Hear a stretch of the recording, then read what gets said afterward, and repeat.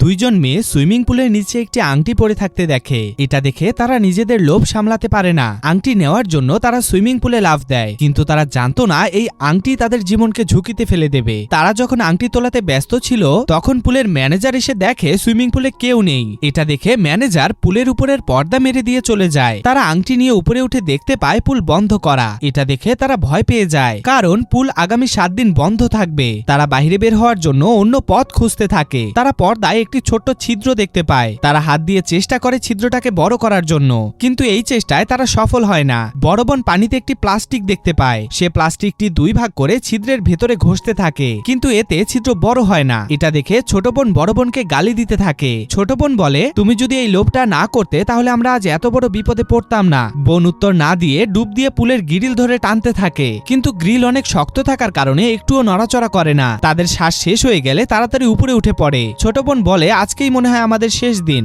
হুট করেই বড় বোনের ফোন বেজে ওঠে, কিন্তু ফোন বাইরে থাকার কারণে তারা ফোন ধরতে পারে না। আস্তে আস্তে রাত হয়ে যায়। রাত হওয়ার সাথে সাথে পানিও ঠান্ডা হতে শুরু করে। বড় বোনের অবস্থাও খারাপ হতে শুরু করে। তারা মৃত্যুর জন্য প্রতিটি সেকেন্ড গুনতে থাকে।